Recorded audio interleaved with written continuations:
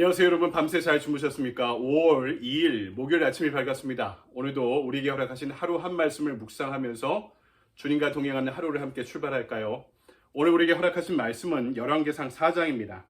20절로부터 25절까지의 말씀을 제가 봉독해 올리겠는데요. 여러분은 4장 전체를 읽어주시기를 바랍니다.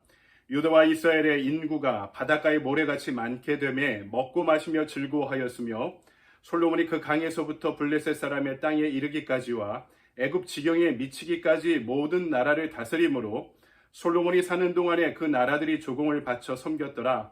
솔로몬의 하루의 음식물은 가는 밀가루가 30고루요 굵은 밀가루가 60고루요 살찐 소가 10마리요 초장의 소가 20마리요 양이 100마리이며 그 외에 숫사슴과 노루와 암사슴과 살찐 새들이었더라.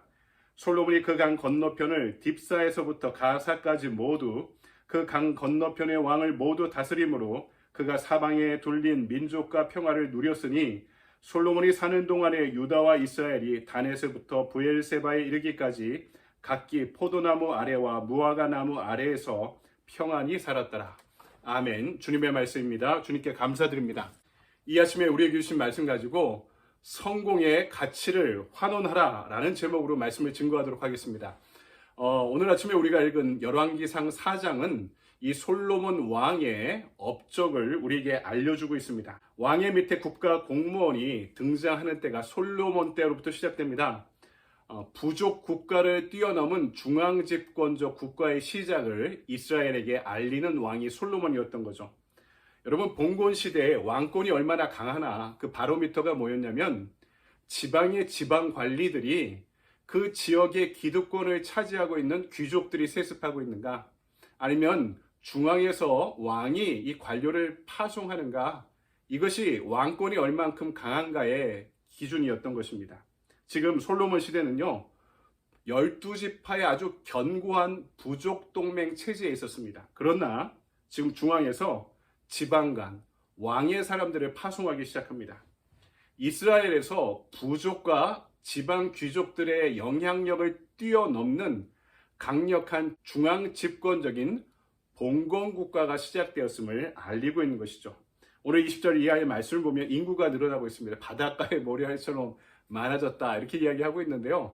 여러분, 인구가 늘어난다는 게 뭔가요? 먹고 살만하다는 것입니다. 요새 한국의 인구가 정체되고 있다는 소식을 듣게 되죠. OECD 국가 중에 출산율이 가장 낮다 이렇게 이야기합니다. 먹고 살기 어렵다는 것이죠.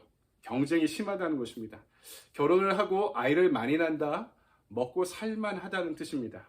인구가 급격하게 늘어나던 때가 솔로몬 때였다는 것입니다. 왕권과 국력이 미치는 범위가 블레셋에서부터 이집트 직전까지 이렇게 이어집니다. 블레셋과 이집트 이전의 지역에 있는 모든 부족 국가들로부터 조공을 받았다라고 이야기하고요.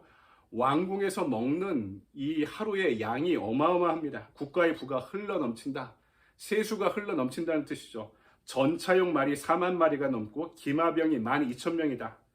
상비군이 증가했다. 이 군인들이 상비군이 많다는 것은, 예비군이 아니라 상비군이 많다는 것은 상비군을 운용할 만한 국가의 세수와 국가의 돈이 충분히 있었다는 것입니다.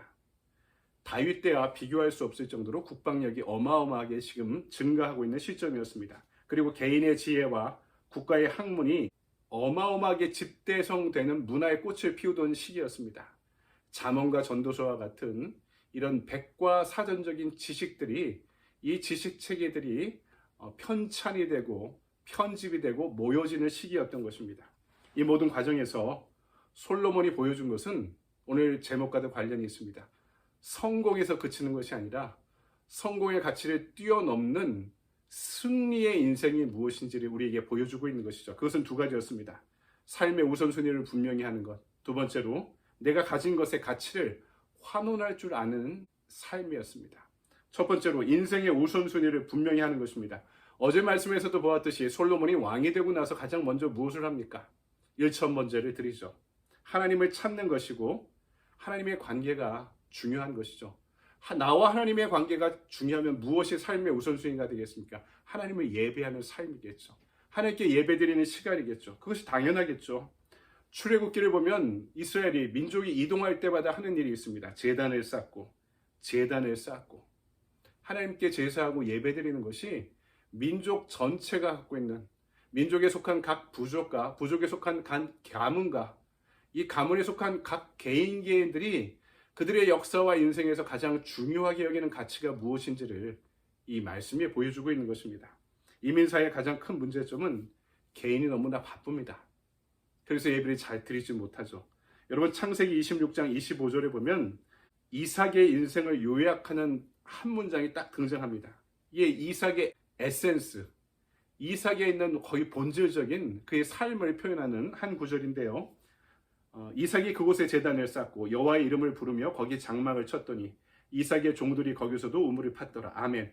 중요한 것은 세 가지가 지금 등장하고 있는데요. 제단을 쌓고, 그 다음에 장막을 치고, 우물을 팠다. 여러분, 이것이 뭡니까? 제단을 쌓고 제사 드리고 예배하는 거죠. 장막을 쳤다. 가정을 보살피는 것입니다. 우물을 팠다. 무엇입니까? 목초고 파는 사람들에게 가장 중요한 이 리소스, 자산은요, 우물이었습니다. 이 우물은 생업 비즈니스와 관련되어 있는 거죠. 이것이 세 가지 인생의 축입니다. 예배를 드리고 가정을 돌보고 비즈니스를 하는 것. 근데 여기에 이 순서가 이삭에게 드러나고 있는 거죠. 제사를 드리는 게 첫 번째고, 그 다음에 가정을 돌보는 게 두 번째고, 그의 일터, 생업을 유지하는 게 세 번째 가치의 순위였던 것입니다. 르호봇에 주어진 이 이삭의 축복이 뭡니까? 이 세 번째 가치를 잃어버려도 첫 번째를 유지하다 보니까 하나님께서 그 모든 것을 책임지는 모습을 이삭을 통해, 이삭의 선택과 그의 역사를 통해 보여주고 계신 것이었죠. 근데 우리는 보통 반대로 살아갑니다. 일터가 제일 중요하고, 그 다음에 가정이라 생각하고, 우리 신앙생활에 예배 드리는 것은 내가 믿음생활, 신앙생활에 때로는 옵션인 것처럼 여기는 때가 있지 않습니까? 이 순위가 역전되지 않으면 안 된다는 것입니다. 예배 없는 성공. 여러분, 그것을 믿는 사람들의 멘탈리티는 뭘까요? 은혜 제대로 받으면 평생 내가 예배자로 살아가는 것이 가장 중요하다 생각할 것입니다. 결심하겠죠.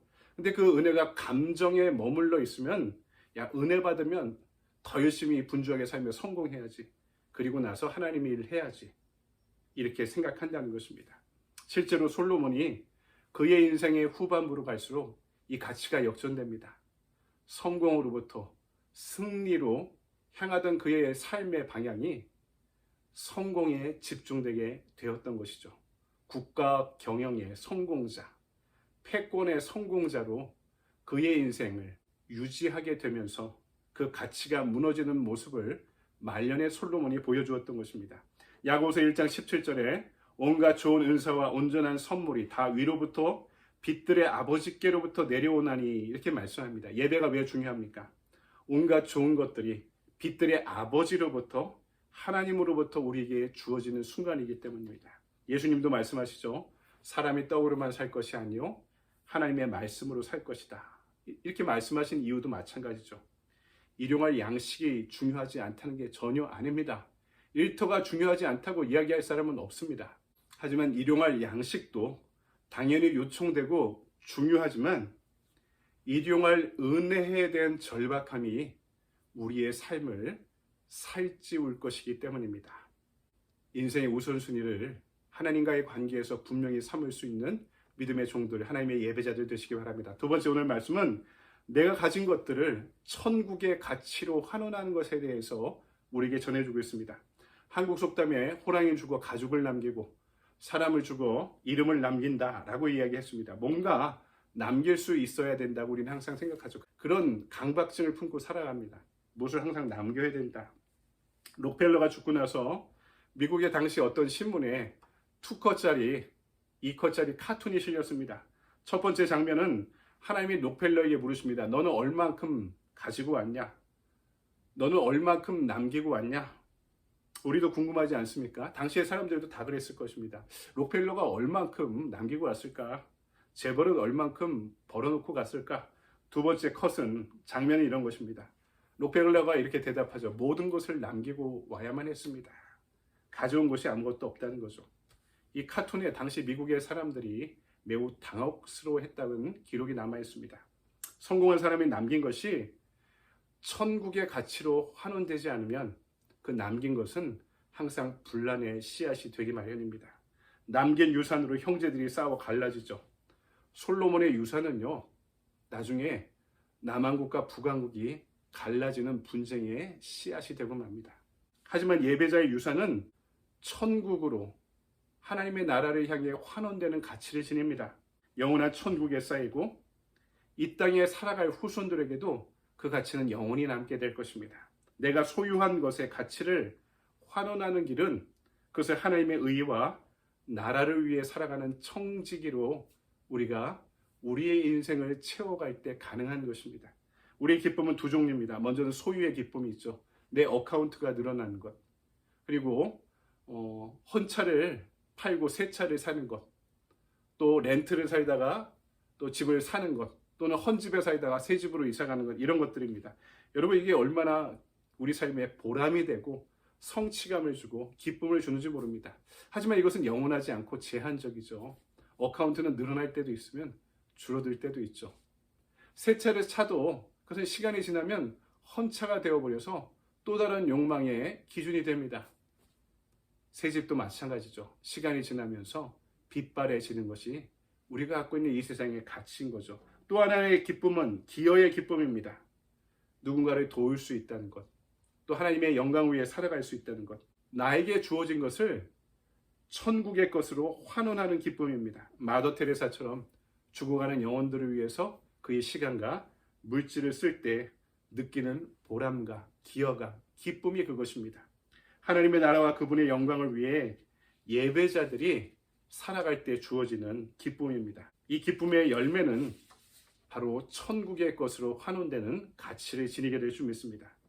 저 자신을 생각해 보니까 이게 부르르 떠는 게 있습니다. 내 이익, 내 명예, 내 소유, 이것이 침범되면 얼마나 여기에 자존심 상해하고 부르르 떠는지 모릅니다. 하지만 하나님의 나라와 그분의 영광을 위해서 내가 그토록 안타까워하며 부르르 떨며 살아왔나 생각해 봅니다. 내게 주신 시간, 물질, 건강의 가치를 천국의 것으로 환원하는 그런 기쁨을 우리는 경험하고 그렇게 사는 법을 배우고 익히고 훈련해야 됩니다. 왜냐하면 우리가 언제 하나님 앞에 서게 될지 아무도 모르기 때문입니다. 여러분, 말씀을 정리합니다. 언젠가 우리 인생에 위기가 또 한 번 닥치게 될 것입니다. 그때 멈추고 후회할 날이 올 것입니다. 하지만 지혜로운 사람은 위기가 닥쳐야 멈춰서 돌아보지 않습니다. 지혜를 지닌 자는 그의 인생이 멈춰 설 때마다 자신의 삶을 돌아볼 줄 압니다. 오늘 말씀은 그때마다 우리가 확인해야 되는 분명한 영적 기준과 자산을 알려주고 있습니다. 첫 번째로 먼저 예배자가 되십시오. 우리 인생의 우선순위를 분명히 하는 것이 필요합니다. 둘째로 청지기가 되십시오. 내 소유를 천국의 기쁨으로 환원할 때 소유의 기쁨을 넘어서는 영원한 기쁨을 얻게 될 줄 믿습니다. 이 두 가지 방법으로 성공을 뛰어넘는 승리를 향한 인생을 살아갈 수 있는 그 믿음의 신비를 품고 간직할 수 있는 저와 여러분이 되기를 주님의 이름으로 간절히 축원드립니다. 아멘. 적용의 질문입니다. 삶의 우선순위를 분명히 할 수 있는 분별력과 지혜를 위해 간구합시다. 내가 인생의 우선순위를 분명히 하기 위해 실천할 수 있는 것은 무엇입니까? 액션 플랜입니다. 공적 예배와 사적 예배에 충실하기. 공적 예배는 주일에 드리는 우리 축제 예배를 말하고요. 사적 예배는 날마다 이 하루 한 말씀을 묵상하듯이 하루하루 주님과 깨어 동행하는 삶을 살아가는 것입니다. 우리 삶의 가치와 우선순위가 분명해질 수 있는 오늘 하루가 되기를 주님의 이름으로 간절히 축원드립니다. 아멘. 여러분, 오늘 하루도 건강하고 은혜롭고 행복한 하루 보내시기 바랍니다. 감사합니다.